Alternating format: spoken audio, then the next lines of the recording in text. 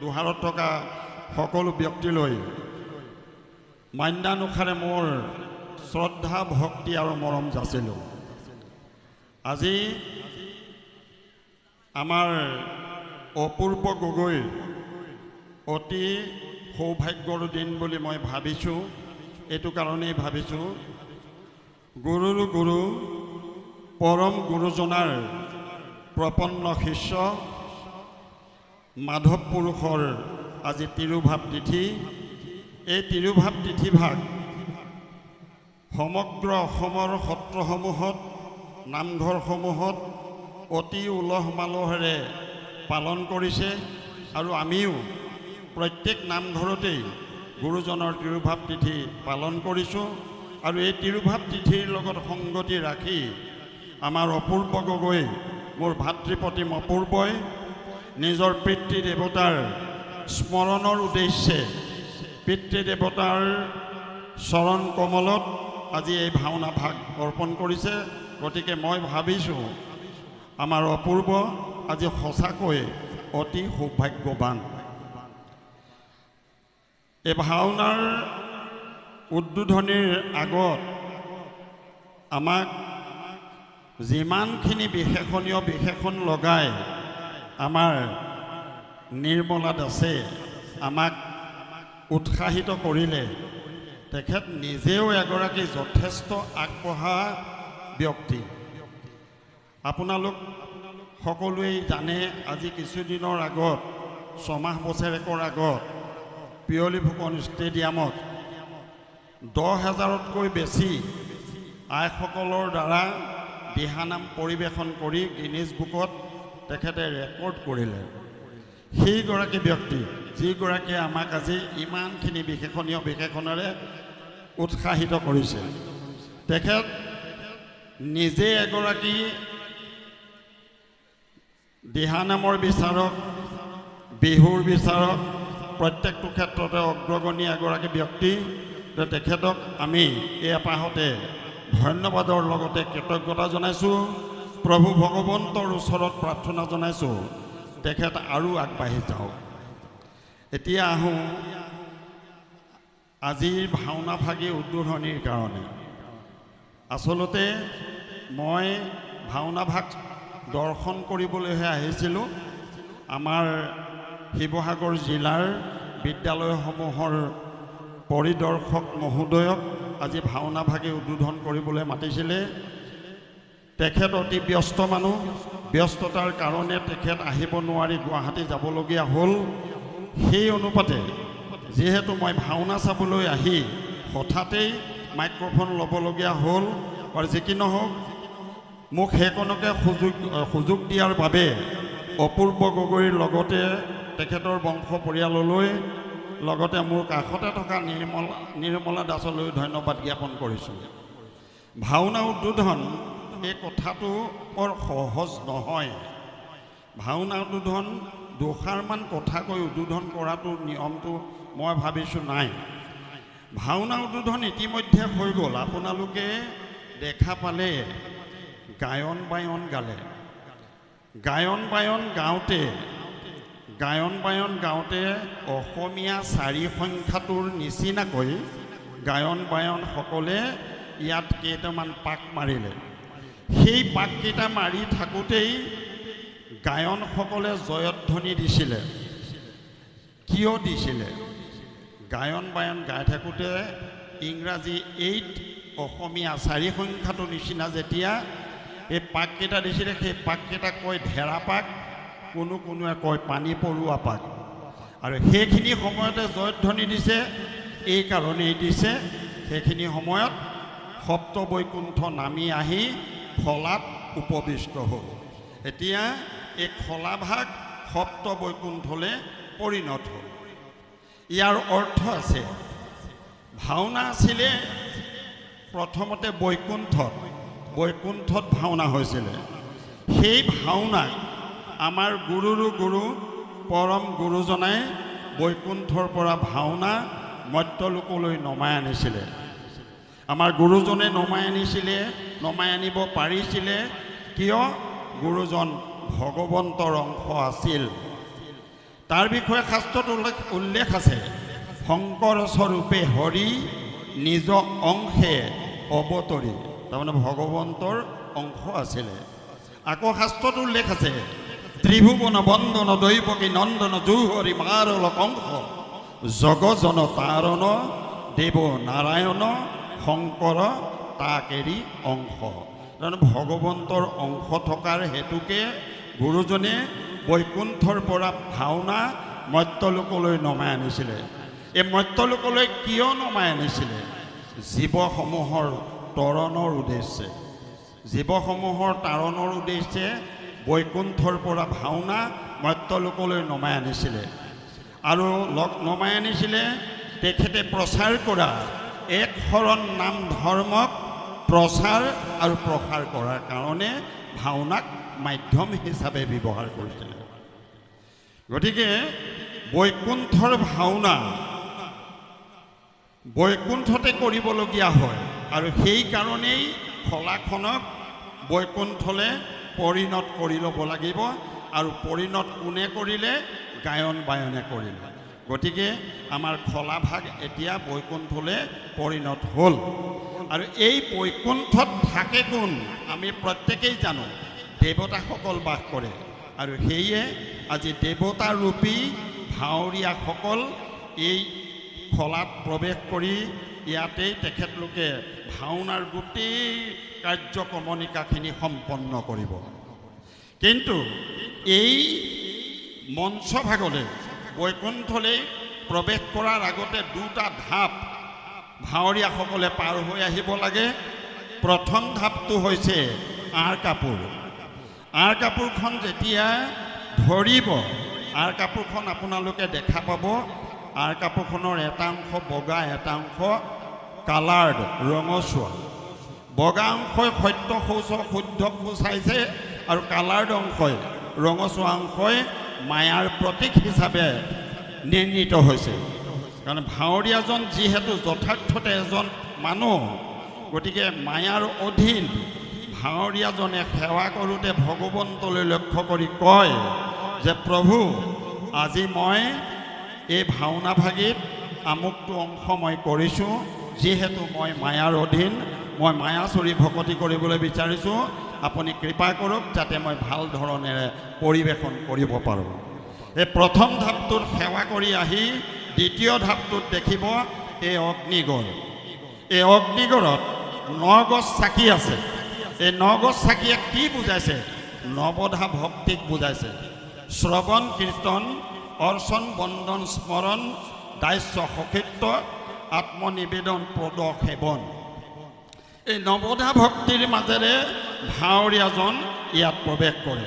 কিমান আধ্যাত্মিক পুষ্ট আমাৰ ভাওনা আপোনালোকে চাওকচোন। যাক শ্ৰৱণ আৰু দৰ্শন কৰিলে আপোনাৰ মোৰ লাভৰ বাহিৰে লোকচান নহয়, কিন্তু ভাওনা ভাগ শ্ৰৱণ আৰু দৰ্শন কৰোঁতে আপোনাৰ আন্তৰিক শ্ৰদ্ধা থাকিব লাগিব, ভক্তি থাকিব লাগিব।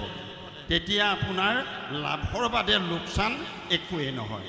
সেই গতিকে আপোনালোক সকলোলৈকে বিনম্ৰতাৰে মই অনুৰোধ জনাওঁ, ভাওনা ভাগ শ্ৰৱণ আৰু দৰ্শন কৰোঁতে অতি শ্ৰদ্ধা আৰু ভক্তিৰে দৰ্শন কৰক, শ্ৰৱণ কৰক। ভাওনাৰ বিষয়ে এতিয়া কৈ থাকিব যথেষ্টখিনি পাৰিম, কিন্তু সময় অতীত হৈ গৈছে। যিহেতু আপোনালোকে ভাওনা শ্ৰৱণ আৰু দৰ্শন কৰিবলৈ আহিছে, গতিকে মই আৰু বেছি কথা কৈ আপোনালোকক আমনি দিয়াৰ অভিপ্ৰায় মোৰ নাই। মোৰ বিশ্বাস মই যথেষ্টখিনি ক'ব পাৰিম, কাৰণ ভাওনা হৈছে এবিধ অতি আধ্যাত্মিক পৰিবেশ্য কলা। আধ্যাত্মিক পৰিবেশ্য কলা কোৱাৰ কাৰণ কি? কাৰণ ইয়াত নিৰাকাৰ ব্ৰহ্মক সাকাৰ ৰূপত দেখায়। য'ত নাৰায়ণৰ প্ৰৱেশ ঘটে, য'ত বিষ্ণুৰ প্ৰৱেশ ঘটে, য'ত কৃষ্ণৰ প্ৰৱেশ ঘটে, য'ত ৰামচন্দ্ৰৰ প্ৰৱেশ ঘটে, পৰশুৰামৰ প্ৰৱেশ ঘটে, আৰু দেৱতাৰূপী ভাৱৰীয়াসকলৰ প্ৰৱেশ প্ৰস্থান হয়। সেই গতিকে অতি আধ্যাত্মিক পৰিবেশ্য কলা বুলি আমি ভাওনাক অভিহিত কৰোঁ।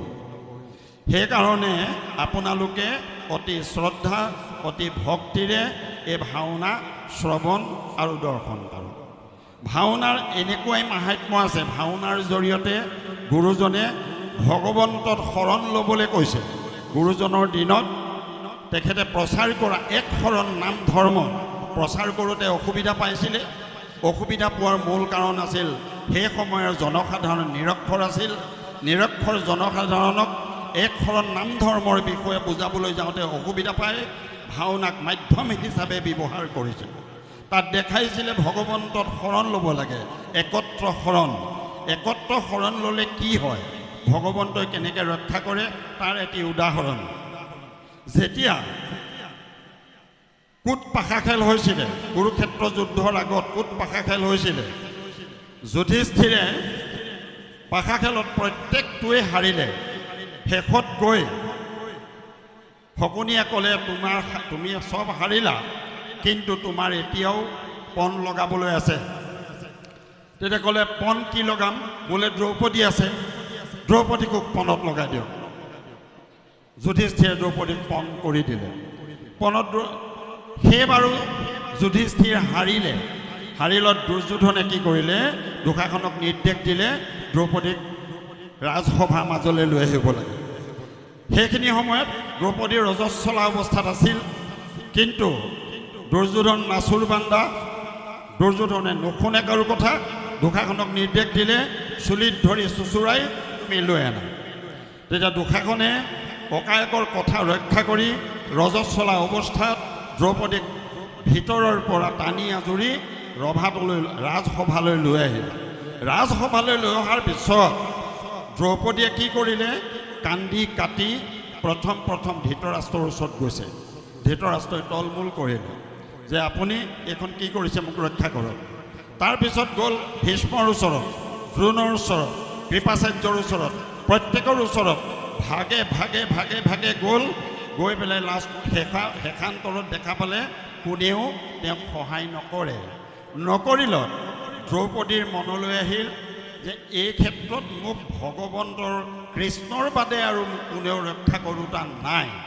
সেই গতিকে তেওঁ অতি কাতৰস্থে ভগৱন্তক স্মৰণ কৰিলে কেনেধৰণে, হে দ্বাৰকানাথ তুমি ক'ত আছা? অতি শীঘ্ৰে আহি তোমাৰ সখাক এই অৱস্থাত মোক ৰক্ষা কৰায়।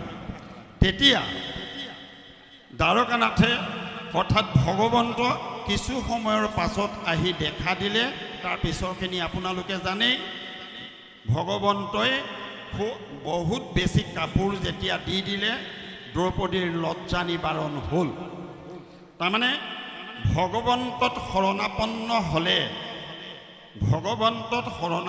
হ'লে ভগৱন্তই যে সহায় কৰে, কৃপা কৰে, তাৰ এইটো জ্বলন্ত উদাহৰণ।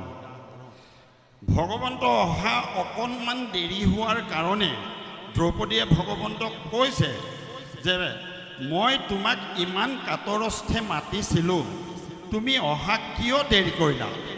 তেতিয়া দ্ৰৌপদীক উত্তৰ দিছে এনেধৰণেৰে যে তুমি মোক মাতিছিলা কেনেধৰণে? তুমি মোক মাতিছা দ্বাৰকানাথ বুলি।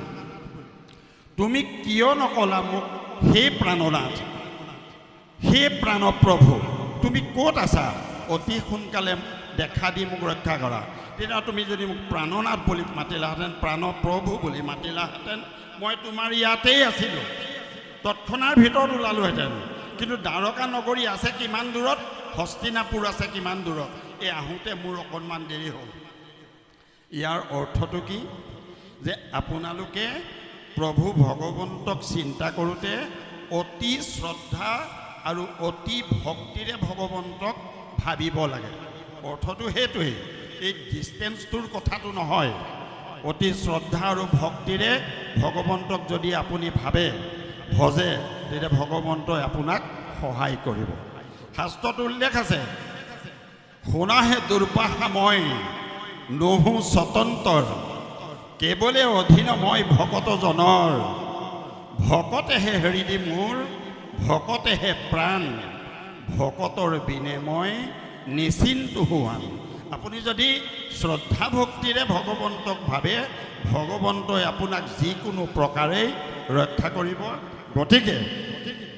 গতিকে আপোনালোকক সশ্ৰদ্ধ প্ৰণিপাত জনাই কৈছোঁ, ভগৱন্তক আপুনি অতি শ্ৰদ্ধা আৰু ভক্তিৰে ভাবক। আৰু সেই গতিকে আৰু মোৰ ক'বলগীয়া আছিল যদিও যিহেতু যথেষ্ট সময় হ'ল, এইখিনিকে কৈ মই ভাওনা ভাগ উদ্বোধন কৰিছোঁ বুলি কোৱাৰ ধৃষ্টতা নাই। দুহাৰত বহা আমাৰ গায়ন বায়নসকলক তেখেতসকলে ভাওনা ভাগ আগবঢ়াই লৈ যাবলৈ অনুৰোধ কৰি মোৰ এই চমু বক্তব্য সামৰণি মাৰিলোঁ। ধন্যবাদ। জয় গুৰু শংকৰ কৃষ্ণ। বাবাদাই খুব সুন্দৰভাৱে ভাওনাখনৰ বিষয়ে, প্ৰকৃততেনো ভাওনা আমি কিয় পাতিব লাগে, কিয় প্ৰভু ভগৱন্তক চিন্তা কৰিব লাগে, গোটেই কথাখিনি ইমান সুন্দৰভাৱে বিশ্লেষণ কৰিলে। তাৰ কাৰণে তেখেতক কোটি কোটি ধন্যবাদ জনাই আপোনাসৱৰ নিজৰ আসনত আসন গ্ৰহণ কৰি আৰু ভাওনাখন আগবঢ়াই নিবলৈ আমাৰ অতি মৰমৰ প্ৰশান্ত দাসক অনুৰোধ জনাইছোঁ।